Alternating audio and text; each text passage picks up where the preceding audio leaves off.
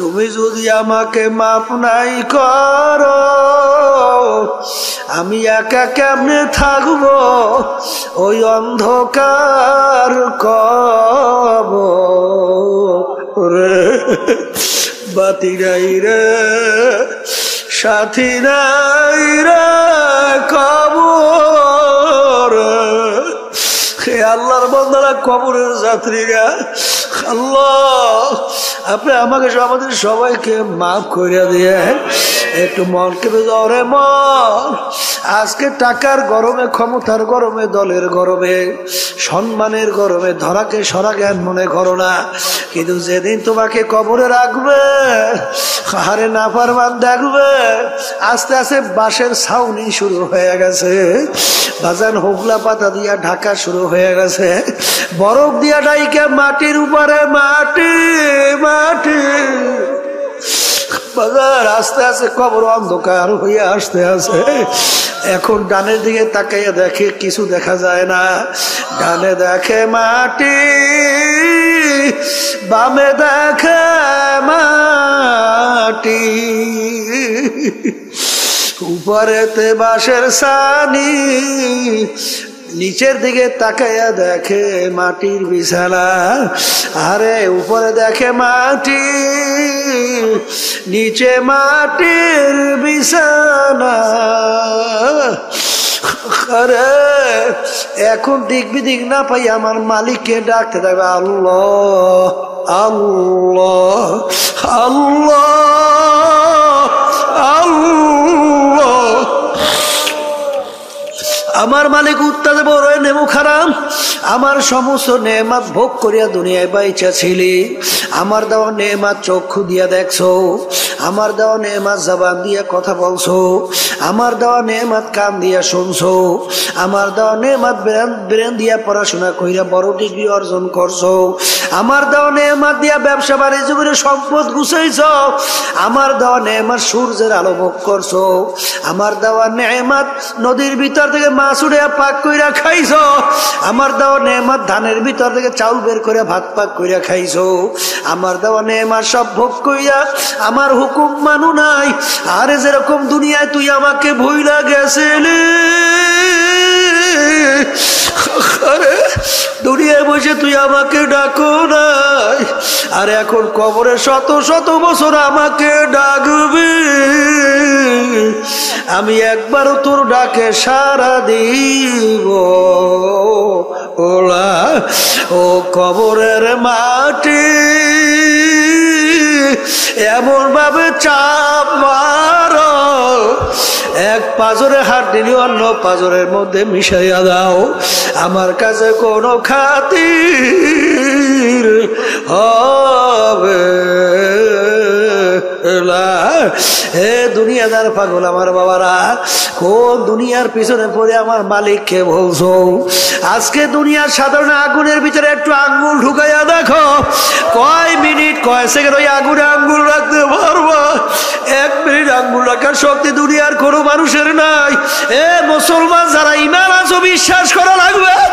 আল্লাহ রাব্বুল আলামিন কুরআনুল কারীমের ভিতরে বলছেন, নারুল্লাহিল মুকাদাতুল্লাতী তাত্তালিউ আলাল আফইদা, জাহান্নামের আগুন এমন তেজের আগুন হবে, শরীরের যে কোনো জায়গায় লাগার সঙ্গে সঙ্গে ওই আগুন যাইয়া কলিজা পর্যন্ত পৌঁছা যাবে। আল্লাহ আপনি আমাকে আমাদের সবাইকে মাফ কইরা দিয়েন। এখন আমার বাজানদেরকে বলবো, এই কলব পরিষ্কার না কইরা যদি কেউ আল্লাহর দরবারে হাজিরা দেন, বেহেশতে যাইতে পারবে? তাহলে আল্লাহর কালাম মিথ্যা হয়ে যায় না? কি জোরে কর না, হয় কি হয় না? এখন কলব পরিষ্কার করবেন কেমনে? কলবের রোগটা কি এইটা বোঝা লাগবে। এটা কি, এটা কি লাগবে?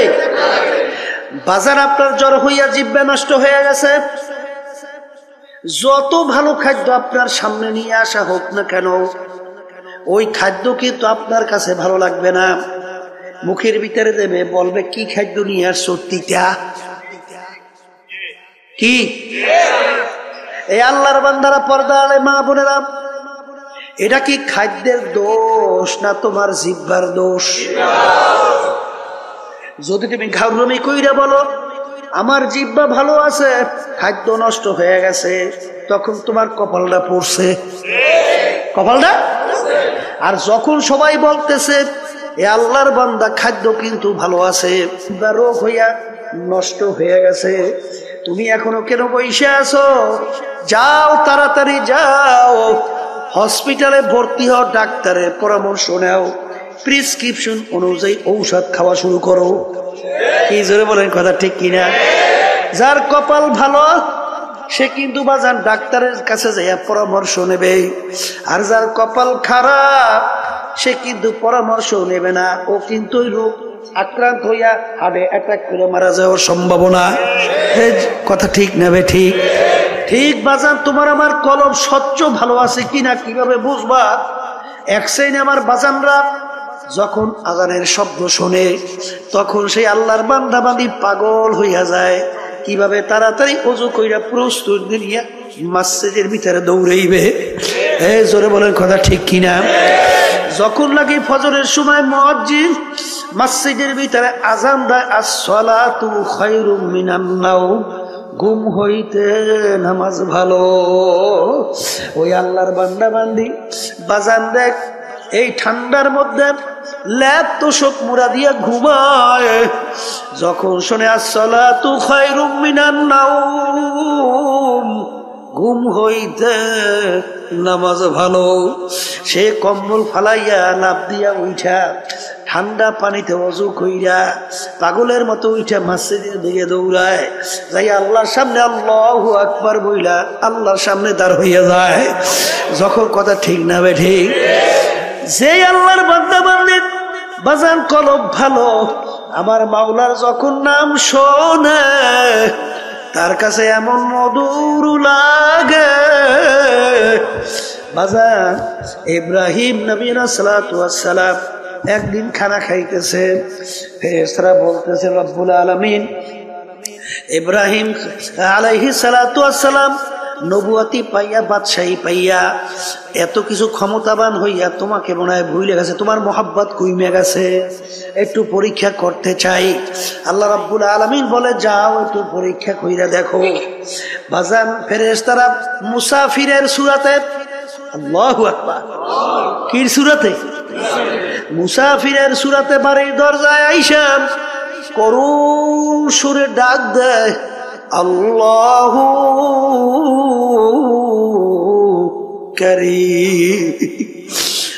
ইব্রাহিম আলাইহিস সালাম খানা খায়, যখন তিনি শুনলেন আল্লাহু কারীম, বাজান পাগলের মতো হয়ে গেছে। আমার মাশুক মাওলার নাম কে উল্লেখ করলো, কে আমার মাশুক মাওলার নাম নিল। ভাত খানা পাশে রাখিয়া পাগলের মতো দৌড় মারলো, দৌড় দিয়া বাড়ির দরজায় দেখে মুসাফির রাস্তার পথিক, বলে ভাই তুমি আমার মাশুক মাওলার নাম আলোচনা উল্লেখ করছিলা, তুমি আমার মাশুকের নাম নিয়ে তুমি ডাক দিছিলা, তুমি আর একবার একটু আমার মাশুক মাওলার নাম শোনাও। পথিক বলতেছে হুজুর আমি একবার বলছি, আর একবার যদি আপনার মাশুক মালিকের নাম শোনাই আপনার বিনিময়ে আপনি আমাকে কি দেবেন? বলে আমার হাজার হাজার দুম্বা সব তোমাকে আমি দান করিয়া দিলাম, একবার একটু শোনাও। আবার মুসাফির করুণ সুরে ডাক দিয়ে বলে আল্লাহু কারীম। বাজান মাশুক মাওলার নাম যতবার শোনে ততই তার কাছে মধুর মতো লাগতে আছে। বাজান আপনি যাকে মোহাব্বত করেন তার কথা যতবার বার তোমার সামনে আলোচনা করা হয় তোমার কাছে ততই ভালো লাগে। ঠিক আল্লাহ তো দাবি করছেন ওয়াল্লাযীনা আমানু আশাদ্দু হুব্বান লিল্লাহ, যারা মুমিন সব জিনিসের চেয়ে আমি মালিককে বেশি মোহাব্বত করে। বলে হুজুর মুসাফির আর একবার আমার মাসুক মাওলার নামে একটু শোনাও। হুজুর বিনিময় কি দেবেন? বলে আমার হাজার হাজার উট সব তোমাকে আমি দান কইরা দিলাম। আবার ডাক দিয়ে বলে আল্লাহু কারীম। যত বলে ততই তার কাছে আরো মজা মজা লাগে, কারণ মোহাব্বতি লোকের নাম অন্যের মুখে শুনতে আরো ভালো লাগে। বাজার এরকম বলতে বলতে তার সব মাল সম্পদ দেওয়া হয়ে গেল। আবার একটু শোনাও, এর বিনিময় কি দেবেন? আমার তো আর কিছু নাই, আমি তোমার সঙ্গে ওয়াদা করতেছি, আমি ইব্রাহিম যতদিন বাইচা থাকবো ততদিন আমি তোমার গোলামি করতে থাকবো। তবু তুমি একটু আমার মাসুক মাওলার নাম শোনা। তখন ফেরেশতা বলতেছে হুজুর আমি কোন রাস্তার ফকির মুসাফির না, আমি মাওলার ফেরেশতা ছিলাম আপনার কাছে পরীক্ষার জন্য। শোনেন শোনেন, আপনার মাসুক মাওলার নাম যত মনে চায় শোনেন। বাজান তখন আল্লাহর নাম মন মতো শুনাইল। বাজান বাজান যার কলব স্বচ্ছ তার মালিকের নাম শুনতে মজা লাগে। জোরে বলে কথা ঠিক না বেঠি? এ আল্লাহর বান্দারা, পর্দা আলে মা বোনেরা, তোমার কলব ভালো না মন্দ তুমি কেমনে বুঝবা? এক শ্রেণী মানুষ ওর কাছে ঢোল বাদ্য গানের আওয়াজ ভালো লাগে। আর একটু আসতে কন, এই আছে জোরে কন, আছে জোরে কন, আছে। তার কাছে আজানের শব্দ বিশ্বাস শব্দের মতো মনে হয়। জোরে বলেন কথা ঠিক না ঠিক? তার কাছে আল্লাহর নাম শুনলে বিরক্ত লাগে। তখন বুঝতে হবে বাজান এটা কিন্তু নামাজের দোষ না, আল্লাহর নামের দোষ না, আজানের দোষ না, তোমার কলবটা নষ্ট হয়ে গেছে। তোমার কলব কি হয়েছে? এটা মুখ খুলে বলেন, কলব কি হয়েছে? এখন এই কলব নষ্ট অবস্থায় তুমি যদি দুনিয়া থেকে বিদায় নিয়ে কবরে যাও, আমার মাওলার বেহেশতে যাওয়া যাবে? হ্যাঁ, বেহেশতে যাওয়া যাবে? আবার জোরে কাজ যাবে? এখন বাজান তোমার কাছে নামাজ ভালো লাগে না, আল্লাহর জিকির ভালো লাগে না, তোমার কাছে আজানের শব্দ ভালো লাগে না, এটা কিন্তু আজানের দোষ না, নামাজের দোষ না, এটা কিন্তু তোমার কলবের দোষ। এখন এই কলবের ভিতরে রোগ আইসা গেছে। এখন কলবের চিকিৎসা করা লাগবে কি লাগবে না? সবাই কন নাই? কলবের চিকিৎসা লাগবে, লাগবে, লাগবে। এখন এই কলবের চিকিৎসার জন্য MBBS FRCS ডাক্তার তাদের কাছে যাইবেন না? হ্যাঁ, তারা কলবের চিকিৎসা করতে পারবে? এই কলবের চিকিৎসককে, কলবের চিকিৎসক হলো হক্কানি উলামায়ে কেরাম, হক্কানি পীর বুজুর্গেরা। কি কথা কয় না দেখি? এখন এই আল্লাহ খাস বান্দাদের কাছে, হক্কানি আলেমদের কাছে যাওয়ার পরে আপনার অবস্থা দেখার পরে বলবে বাজান তুমি এইটা করো, এইটা কইরো না। কথা কয় না? তুমি এইভাবে চলো, এইভাবে চইলো না। যারা আল্লাহর খাস বান্দাদের হুকুম ঠিক মতো মানতে পারবে, আল্লাহ রাসূল সাল্লাল্লাহু আলাইহি ওয়াসাল্লাম একদিন বসা এক সাহাবী এসে বলতেছেন, ইয়া রাসূলুল্লাহ, ইয়া হাবিবাল্লাহ, আপনি আমাকে কিছু আমলের কথা আপনি বইলা দেন, যেই আমল করার মাধ্যমে আমি নাজাত পাইয়া জান্নাতে যাইতে পারবো। তাহলে বোঝা গেল সাহাবীর আগেই সে ঈমানদার ছিল, ঈমান আনছিল। কথা ঠিক? আল্লাহ রাসূল সাল্লাল্লাহু আলাইহি ওয়াসাল্লাম তাকে নামাজ সহ বিভিন্ন আমলের কথা বাতাইলেন।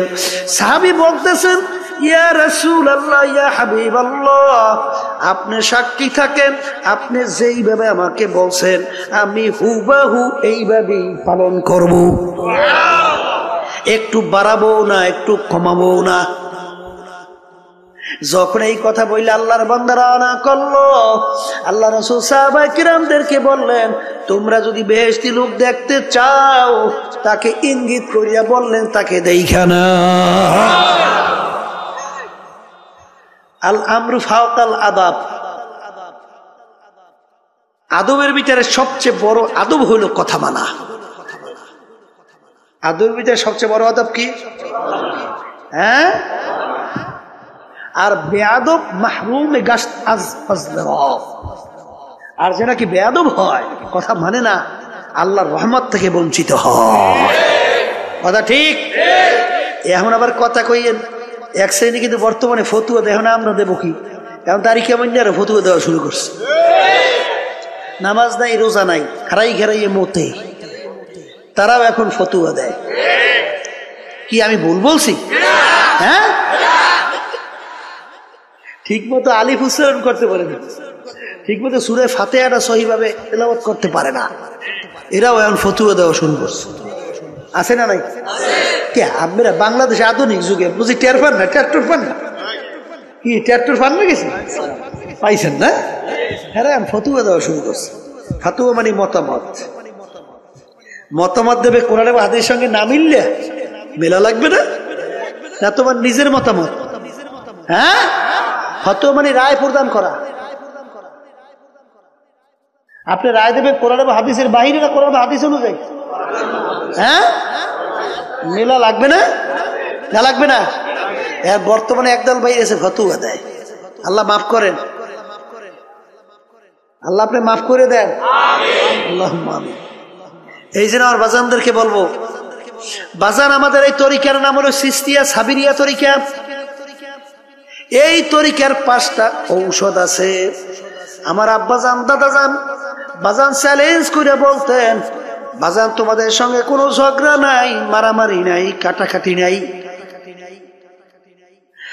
তোমরা কিছুদিন ঠিক মতো ঔষধ পালন করে দেখো, দেখবা তোমার আমার আগে নামাজ ভালো লাগতো না, এখন আজান দিলে আল্লাহর ফজল করবে, নামাজ পড়ার জন্য পাগল হইয়া যায়। আগে রোজা ভালো লাগতো না, এখন জীবন গেলেও রোজা ছাড়তে পারে না। আগে মিথ্যা কথায় অভ্যস্ত, এখন আল্লাহর ফজলে জীবন গেলেও মিথ্যা কথা বের হয় না। আগে বিভিন্ন জুলুমের ভিতরে লিপ্ত ছিল, এখন আল্লাহর ফজল করমে জুলুমের কাছেও যায় না। আপনাদের এলাকায় 2-1 নাই? এই 1 2 হাজার হাজার, কথা বলেন না? আর বাজানদেরকে বলবো, যদি আল্লাহর কুতুব চরমুনাইর এই তরিকার এই প্রেসক্রিপশন আপনার কাছে ভালো না লাগে, বাজান যে কোনো একজন হক্কানি আলেম, একজন হক্কানি পীর বুজুর্গ, একখানি বাজান সহি তরিকার উপরে কোরআন এবং হাদিস অনুযায়ী আপনাকে রাস্তা যারা বাতাইবে, আমাদের উদ্দেশ্য হইল কলবের রোগ সাইরা, চোখে পানি নিয়ে আল্লাহর হুকুম নবীর তরিকা অনুযায়ী চইলা, তারপর কলবকে স্বচ্ছ কইরা মাওলার দরবারে হাজির হওয়া। কি জোরে বলার কথা ঠিক কিনা? কলবের রোগের ভিতরে উল্লেখযোগ্য একটা রোগের নাম বলে হিংসা। হিংসা কাকে বলে? পরে উন্নতি থেকে সহ্য করতে না পারা, পরে উন্নতি থেকে সহ্য করতে না পারা, এইটার নাম কি? হিংসা। আর একটা রোগের নাম হলো তাকাব্বুরি। তাকাব্বুরি হলো সমস্ত এই রোগের মূলের ভিতরে মাথার রোগ হলো তাকাব্বুরি। মানে আমি ভালো, আমি বড়, আমি অমুকের চেয়ে ভালো, আমি অমুকের চেয়ে বড়।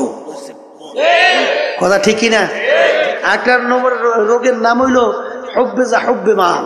মালের মহব্বত, সম্মানের মহব্বত আছে, পদের মহব্বত আছে, কথা কন না কা? এই রোগগুলো অন্তর থেকে দূর করা লাগবে। কেমনে দূর করতে হইবে? এই যখন নাকি হক্কানি তরিকে আল্লাহর কুতুবদের কাছে যাবেন, তখন দেখবেন আল্লাহর ফজল করমে আপনাকে ঔষধ কোরআন এবং হাদিস অনুযায়ী বাতাইয়ে দেবে। আপনি পালন করলেই আল্লাহর ফজলে দেখবেন দিনের দিন আপনার দিল আল্লাহর ফজলে স্বচ্ছ হইতে থাকবে। এর হাজার হাজার প্রমাণ বাংলাদেশ তামাম দুনিয়ার ভিতরে আছে না নাই? আছে, আছে। আমার ভাইদেরকে বলবো, পর্দা আলে মা বোনদেরকে বলবো, এক শ্রেণী আমার বাজানরা আছে কোরআন এবং হাদিসের সঙ্গে মেলে বা না মেলে, তারপরেও সেই পথ সেই মত ছাড়তে পারে না। যেরকম আছে না? শুনছিলাম এক বেদাতি, মানে নামাজ নাই, রোজা নাই, পর্দা নাই, সুন্নাত নাই, কোরআন এবং হাদিসের সঙ্গে তার কার্যক্রম কোনো মিল নাই, কিন্তু তারপরেও সেখানে দৌড়াদৌড়ি করে বলে, বাজান আপনাদের পীর যে নামাজ, বাবা যে নামাজ পড়ে না, পর্দা যে নাই, সুন্নাত যে নাই, আপনি তারপর পিছনে দৌড়ান কা? কলে থুন ফালাইয়া, বাবার কথা যদি জাহান্নামে যাওয়া লাগে যাব। জোরে চিৎকার মেরে বলে নাউজুবিল্লাহ মিন যালিক। এই ব্যাপারটা কেমন বুঝলেন? ব্যাপারটা তো সহজ মনে করিয়েন না। জাহান্নামে যাওয়া লাগলে যাইবে, ব্যাপারটা তাহলে বোঝা গেল যে তার স্বাভাবিক সেন্স নাই, তার স্বাভাবিক ব্রেনটা নাই, তাকে জাদুর মাধ্যমে ব্রেনকে বিভিন্ন কায়দায় উল্টাই ফুলটাই ফেলাইছে। আর হাদিসের ভিতরে আসছে আল্লাহ রাসূল সাল্লাল্লাহু আলাইহি ওয়াসাল্লাম বলছেন, আস-সিহরু হাক্কুন, জাদু সত্য।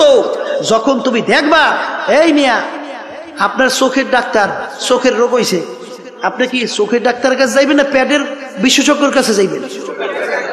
আপনার পেটের রোগ হইছে, পেট বিশেষজ্ঞের কাছে যাইবেন না চোখ বিশেষজ্ঞের কাছে যাইবেন? হ্যাঁ, আচ্ছা আপনি বেহেশতে যাইবেন, জাহান্নামের পথ কোনটা, বেহেশতের রাস্তা কোনটা, এটা কোরআন এবং হাদিসের বাহিরে কোনো বেহেশত এবং জাহান্নামের রাস্তা আছে? আচ্ছা, এই সম্পর্কে ডাক্তার কারা? হক্কানি ওলামায়ে কেরাম না বিভিন্ন কায়দায় ইংরেজি ফরণ্যারা? কথা কয় না? হ্যাঁ, যারা নাকি বিভিন্ন ইংরেজি ফরিয়ে টুরিয়ে বিভিন্ন মাঝে মধ্যে একটু ফতুয়া দেয়, বিভিন্ন কায়দা কায়দায় আপনাকে জান্নাতে নিয়ে যাই চায়, তাইলে রুগীও মরবে, হেডাও মরবে। কি কথা কন না কা? বুঝা পাবারাই তুই অত সহজ না বাজার, ব্যাপার কিন্তু বড় কঠিন, অত সহজ। আপনি যাইতে হবে কোরআন এবং হাদিস বুঝুন না, বিশেষজ্ঞর কাছে যাইতে হবে।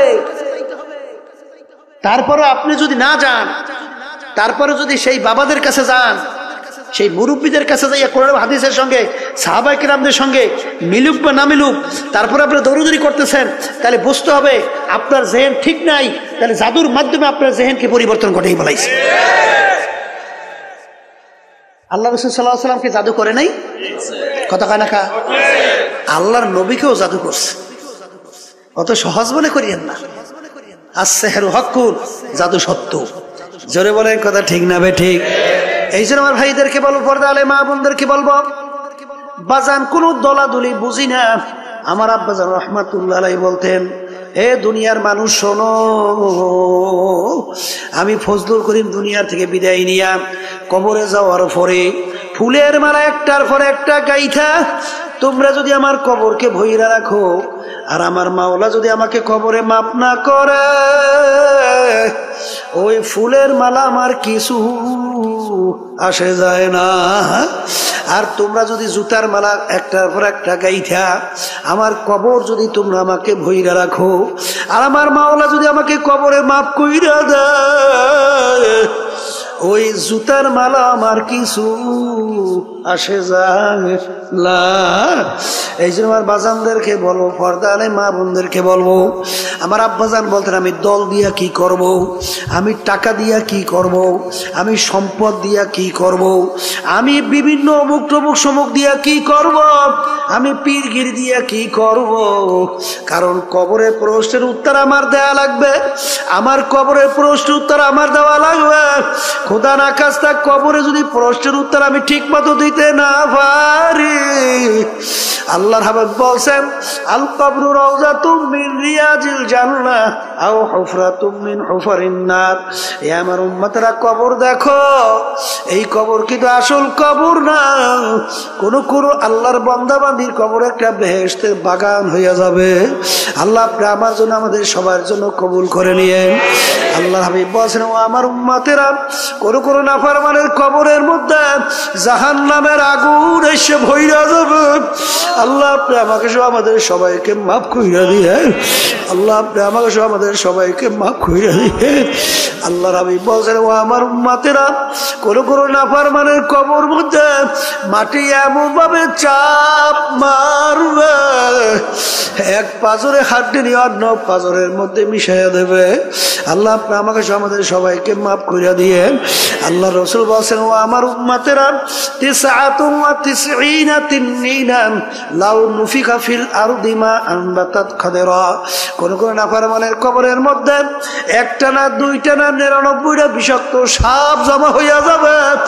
কিয়ামত পর্যন্ত ওই নাফরমানকে পেঁচাইয়া পেঁচাইয়া ঠুকরাইতে থাকবে। আল্লাহ আপনি আমাকে সহ আমাদের সবাইকে মাফ কইরা দিয়েন। ওই সাপ কেমন বিষধর হবে, যদি জমিনের দিকে মুখ কইরা ফুঁক দিত, এই জমিনের ভিতরে গাছপালা মাথা জাগাতে পারতো না। বাজার অনেকে বলতে পারেন হুজুর এই সাপে এত বিষ কিভাবে হয়? বর্তমান আধুনিক যুগে বোঝাতে বড় সহজ রে বাজান, কারণ বর্তমানে অ্যাটম বোম তৈরি করছে, আনুপানবিক বোমা তৈরি করছে, যেটাকে পারমাণবিক বোমা বলা হয়। এতটুকু ছোট একটা বস্তু যদি কোনো এলাকায় ছাইরা দেয়, ওর ক্রিয়ায় সমস্ত এলাকার গাছপালা মানুষ সব মইরা সাপ পেয়ে যায়। এতটুক ম্যাট্রিয়াসের মধ্যে, এতটুক পদার্থের ভিতরে যদি আমার মাওলা এত ক্ষমতা রাখতে পারে, আমার মাওলা সেই সাপের ভিতরে এত কেন বিষ দিতে পারবে না? এই জন্য আমার ভাইদেরকে বলবো, পর্দারে মা বোনদেরকে বলবো, আমার আব্বাজান রহমাতুল্লাহ আলাইহি বলতেন বাজান, এরপরেও যদি মদ না বুঝেন বাজান রে, দৈরানো কবরে যদি কিছু নাও হয়, তুমিও বাইচা গেলাম আমিও বাইচা গেলাম, কিন্তু বাজান যদি কবরে হইয়া বসে তাহলে তোমার বা উপায় কি, আমার বা উপায় কি? আল্লাহ, দুনিয়ার যে কোনো কাজে 5 বার যদি ঠগ বাজার, ওই কাজের ভিতরে আবার চেষ্টা করলে জিতবার আশা করা যায়, কিন্তু এই কবরের যাত্রীরা যদি একবার কেউ খোদার কাজটা কবরে যাইয়া ঠইগা বস, আর দ্বিতীয়বার দুনিয়াতে আইসে আপিল করিয়া জিতবার কিন্তু আর আশা নাই। ও মুসাফির বাল্যগাঠুরি বহুদূর ঠিকানা, আজ ভিজানা কাল ভিজানা কবর আখের ঠিকানা। বাজান আসলে তোমার আমার চিন্তাও নেই, এর জন্য চেষ্টাও নাই। ওদিকে সাহাবায়ে কেরামদের ইতিহাস পড়লে দেখবেন বাজান, আমার আব্বাজানের মুখে শুনছিলাম আমার দাদাজানের কথা। আমার দাদাজান ইন্তেকালের আগে আগে চোখের উপরে বসে পাশেই কবরস্থান, তাকাইয়া তাকাইয়া 2 চোখ দিয়া বাইয়া বাইয়া টপ টপ কইরা দাঁড়ি ভিজা ভিজা পানি ভরে, আর করুণ সুরে ডাক দিয়া দিয়া বলে, ওরে আমার বাউলারে,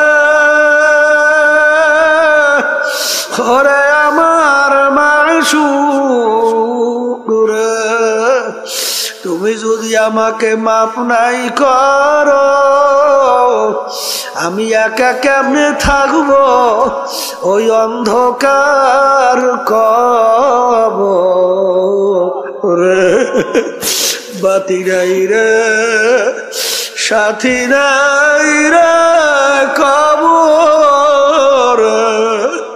হে আল্লাহর বান্দারা, কবরের যাত্রীরা, আল্লাহ আপনি আমাকে আমাদের সবাইকে মাফ করে দিয়ে একটু মনকে বেজাও রে মন।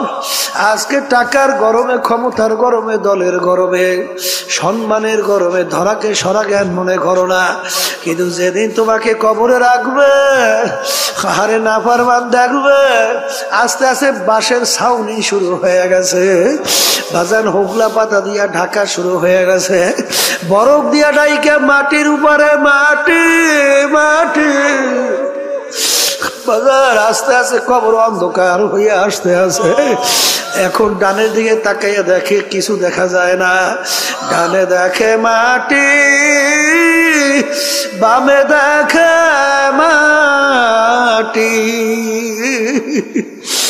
উপরেতে বাঁশের ছানি, নিচের দিকে তাকাইয়া দেখে মাটির বিছানা, আরে উপরে দেখে মাটি, নিচে মাটির বিছানা। আরে এখন দিক বিদিক না পাই আমার মালিককে ডাকতে থাকবে, আল্লাহ আল্লাহ আল্লাহ আল্লাহ। আমার মালিক উত্তাদে বড় নেমু খারাপ, আমার সমস্ত নেমাত ভোগ করিয়া দুনিয়ায় বাইচা ছিলি, আমার দেওয়া নেমাত চক্ষু দিয়া দেখছো, আমার দেওয়া নেমাত জবান দিয়া কথা বলছো, আমার দেওয়া নেয়ামত কান দিয়া শুনছো, আমার দেওয়া নেয়ামত ব্রেন দিয়া পড়াশোনা কইরা বড় ডিগ্রি অর্জন করছো, আমার দেওয়া নেয়ামত দিয়া ব্যবসা বাণিজ্য করে সম্পদ গুছাইছো, আমার দেওয়া নেয়ামত সূর্যের আলো ভোগ করছো, আমার দেওয়া নেয়ামত নদীর ভিতর থেকে মাছ উড়ে পাক কইরা খাইছো, আমার দেওয়া নেয়ামত ধানের ভিতর থেকে চাউল বের করে ভাত পাক কইরা খাইছো, আমার দেওয়া নেয়ামত সব ভোগ কইরা আমার হুকুম মানু নাই। আরে যেরকম দুনিয়ায় তুই আমাকে ভুইলা গেছিলি, আরে দুনিয়ায় বসে তুই আমাকে ডাকো নাই, আর এখন কবরে শত শত বছর আমাকে ডাকবি, আমি একবারও তোর ডাকে সাড়া দিব ওলা।